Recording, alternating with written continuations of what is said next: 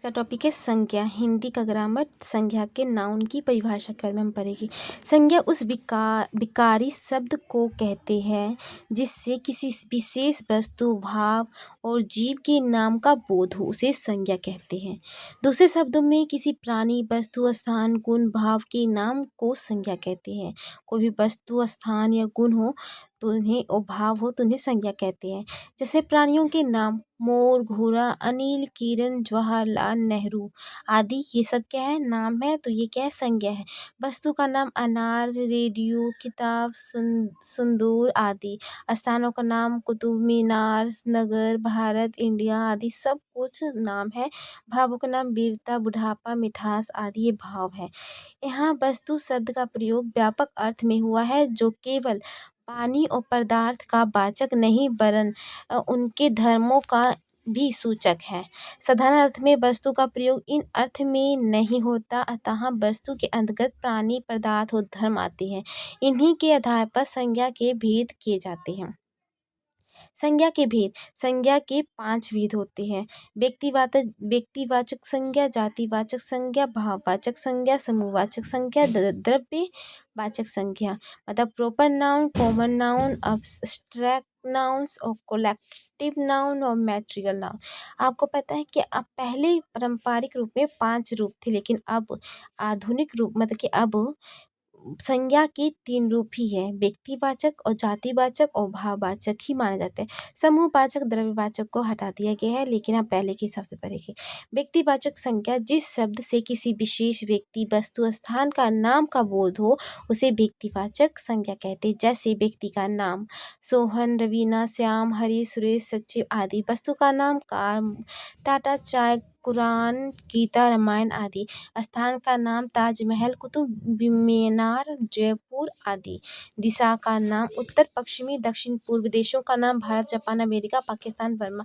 ये सब नाम है। समुद्र का नाम हो गया, नदियों का नाम हो गया, राष्ट्रीय जातियों का नाम, पर्वतों का नाम, नगरों, चौकों और सड़कों का नाम, पुस्तकों, समाचारों का नाम, ऐतिहासिक युद्धों, घटनाओं का नाम, दिनों, महीनों का नाम, त्योहारों, उत्सवों का नाम। ये सब क्या है? व्यक्तिवाचक संख्या।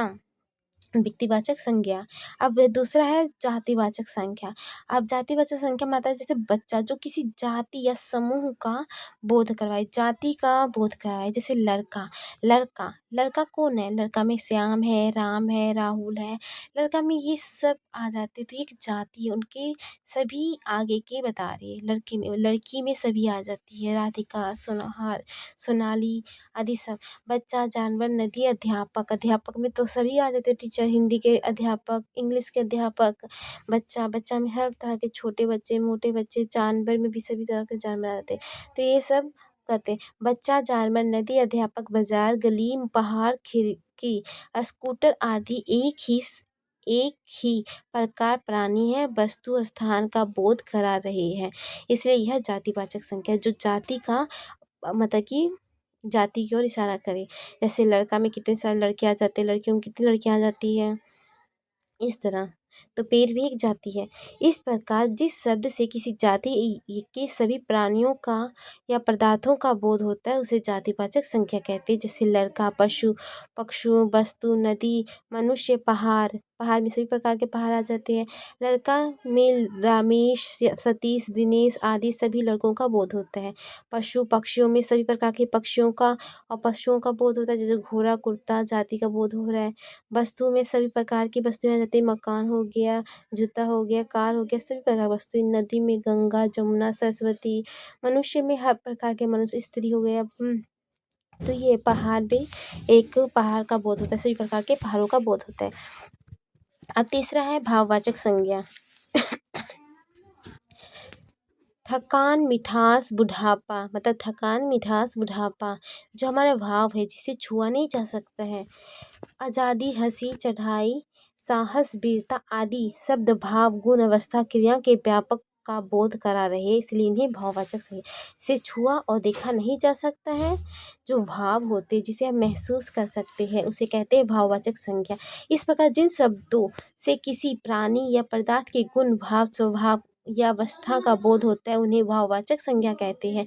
जैसे उत्साह, इमारती, ईमानदारी, बचपन आदि। इन उदाहरणों से उत्साह से मन का भाव है, ईमानदारी के गुणों का बोध होता है। बचपन जीवन की एक अवस्था और दशा को बताता है। उत्साह, ईमानदारी, बचपन आदि शब्द भाववाचक संज्ञाएं हैं। ठीक है। हर पदार्थ का धर्म होता है। पानी में शीतलता, आग में गर्मी, मनुष्य में देवत्व, पशुत्व इत्यादि का होना आवश्यक है। पदार्थ का गुण या धर्म पदार्थ के अलग नहीं रह सकता। घोड़ा है तो उसमें बल है, वेग है तो आकार भी है। वेग है, घोड़ा है तो उसमें बल है, वेग है तो आकार भी है। व्यक्तिवाचक संज्ञा की तरह भाववाचक संज्ञा से भी एक भाव का बोध होता है। धर्म, गुण, अर्थ, भाव प्राय पर्यायवाचक शब्द है। इन संज्ञा का अनुभव हमारी इंद्रियों को होता है और प्राय इसका बहुवचन नहीं होता। भाववाचक संज्ञा का निर्माण कैसे हुआ था उसका देखो। भाववाचक संज्ञाओं का निर्माण जातिवाचक संज्ञा विशेषकर क्रिया, सर्वनाम, अव्यय शब्दों से बनती है। भाववाचक संज्ञा बनाते समय शब्दों में अंत में प्राय, पन्नत्वता आदि शब्दों का प्रयोग किया जाता है। जातिवाचक संख्या में भाववाचक संख्या बनाना। जातिवाचक संख्या स्त्री भाव होता है, इसमें स्त्रीत्व, मनुष्य मनुष्यता, शास्त्र शास्त्रीयता, पशु पशुता, ता लगा के, हित्व लगा के उसमें भावना उत्पन्न की जा सकती है। धनुज है तो धनुजता, पात्रता, लड़कपन, दासत्व, अध्यापकपन, ये भाईचारा, ये सब इसमें लगाए गए हैं। विशेषण में भाववाचक संज्ञा बनाना।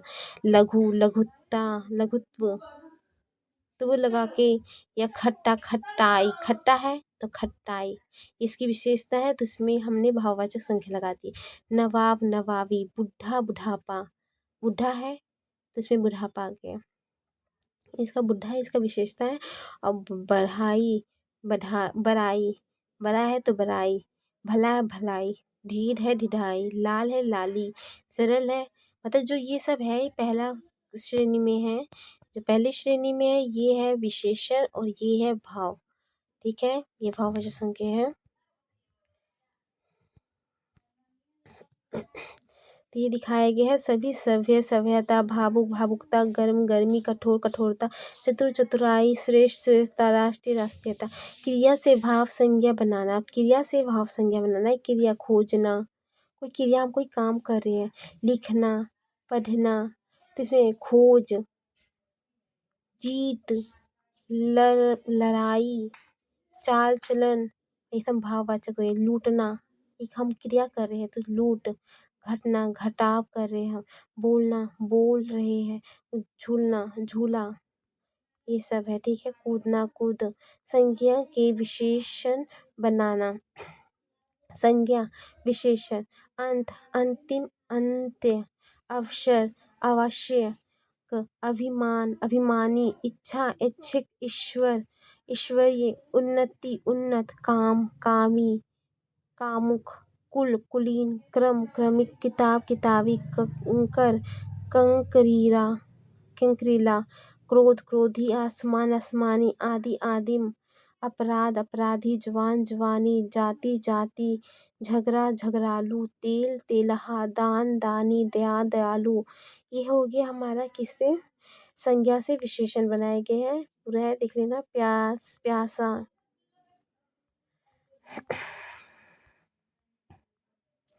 क्रिया में विशेष बनाना। क्रिया का विशेषण बनाना, ये क्रिया जो काम हम करते हैं उसका विशेषण बनाना। लड़का है तो लड़ाकू है, इसकी विशेषता है। लड़का का लड़ाकू है, विशेषता है। सर्वनाम से भाववाचक संज्ञा बनाना। अपना, सर्वनाम है अपना, निज, स्वयं, अपनापन, ये सब है। पराया, परायापन, सर्व, सर्वथा, आप, आपा। क्रिया विशेषण में भाववाचक संज्ञा। मंद, मंदी, दूर, दूरी, तीव्र, तीव्रता, शीघ्र, शीघ्रता इत्यादि। अवयव से भाववाचक संज्ञा। परस्पर, परस्पर, समीप, समीप्य, निकट, निकट्य, सावस, सावासी, बाह, बावही, धिक्कार, शीघ्र शीघ्र रहता। समूहवाचक संज्ञा, जिस संज्ञा शब्द से वस्तुओं के समूह या समुदायों का बोध हो उसे समुदाय संज्ञा कहते हैं। क्या कहते हैं? समुदाय। जैसे व्यक्तियों का समूह, भीड़, जनता, सभा, कक्षा, वस्तुओं का समूह, गुच्छा, कुंज, मंडल, गोद। द्रव्यवाचक संज्ञा, जिस संज्ञा से नाप तोल वाली वस्तु का बोध हो उसे द्रव्यवाचक संज्ञा कहते हैं। दूसरे शब्दों में जिन संज्ञा शब्दों से किसी धातु, द्रव्य, पदार्थ का बोध हो उन्हें द्रव्यमान वाचक संज्ञा कहते हैं। जैसे द्रव्य, जिसका द्रव्यमान, जिसका माप तोल जिसे संख्याओं में गिना जा सके, जिसका माप तोल संभव हो उसे द्रव्यमान संज्ञा कहते हैं। तांबा, पीतल, चावल, घी, तेल, सोना, लोहा आदि, जिसका माप तोल संभव हो उसे द्रव्यमान संज्ञा कहते हैं। और समूहवाचक, जो समूह में हो, जैसे कि समाज हो गया, जनता हो गई, भीड़ हो गया, सभा हो गया, कक्षा, ये समूहवाचक संज्ञा होता है। द्रव्य, जिसका माप तोल संभव हो। संज्ञाओं का प्रयोग, संज्ञाओं के प्रयोग में कभी कभी उलटफेर भी हो जाता है। कुछ उदाहरण यहाँ दिए गए हैं। जातिवाचक और व्यक्तिवाचक, कभी कभी जातिवाचक संज्ञाओं का प्रयोग व्यक्तिवाचक संज्ञाओं में होता है। जैसे पुरी से एक गणत्राथ, पुरी का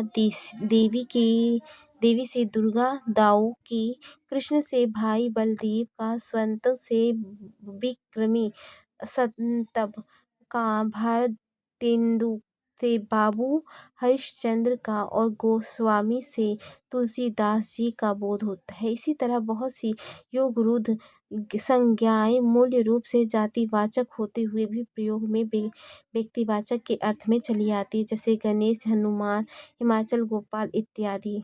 व्यक्तिवाचक और जातिवाचक, कभी कभी व्यक्तिवाचक संज्ञा का प्रयोग जातिवाचक अनेक व्यक्तियों के अर्थ में होता है।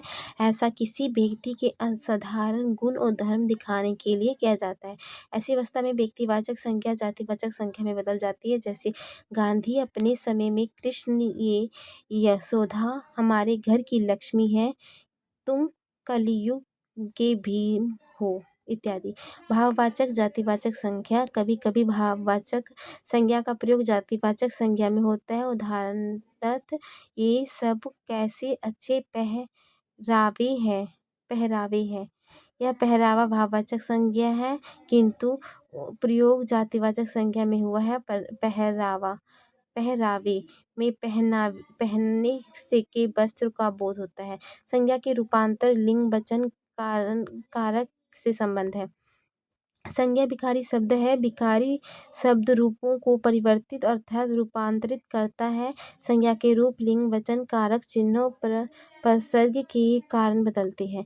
लिंग के अनुसार नर खाता है, नारी खाती है। लड़का खाता है तो लड़की खाती है। इन वाक्यों में नर पुल्लिंग है और नारी स्त्रीलिंग है। लड़का पुल्लिंग और स्त्री स्त्रीलिंग। इस प्रकार लिंग के आधार पर संज्ञाओं का रूपांतर होता है। वचन के अनुसार लड़का खाता है, लड़की खाते हैं। लड़की खाती है, लड़कियां खाती है। एक लड़का जा रहा है तो 3 लड़के जा रहे हैं।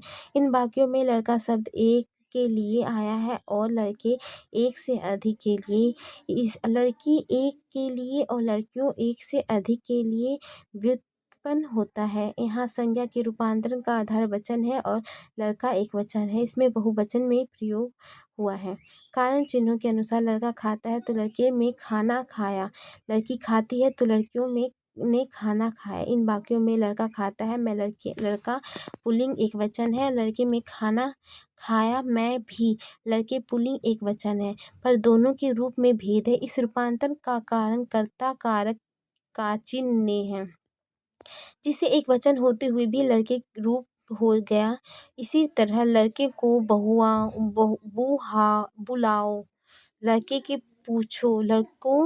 लड़के से पूछो, लड़के का कमरा, लड़के के लिए चाय लाओ इत्यादि वाक्यों में संज्ञा लड़का लड़के एक वचन में आई है। इस प्रकार संज्ञा बिना कारण चिन्ह के भी होती है। कारण चिन्हों के साथ भी दोनों स्थिति में संज्ञा एक वचन और बहुवचन में प्रयुक्त होती है। उदाहरण, बिना कारण चिन्ह के लड़के खाना खाते हैं बहुवचन, लड़कियां खाना खाती है बहुवचन। कारण चिन्ह के साथ लड़कों ने खाना खाया, लड़कियों ने खाना खाया, लड़कों से पूछो, लड़कियों से पूछो। इस प्रकार संज्ञा के रूपांतर लिंग, वचन और कारण के कारण होता है। Thank you. ये चैप्टर यहीं पे ख़त्म होता है संज्ञा। अब हम आगे हिंदी के ग्रामर के नेक्स्ट चैप्टर में मिलते हैं। Thank you so much.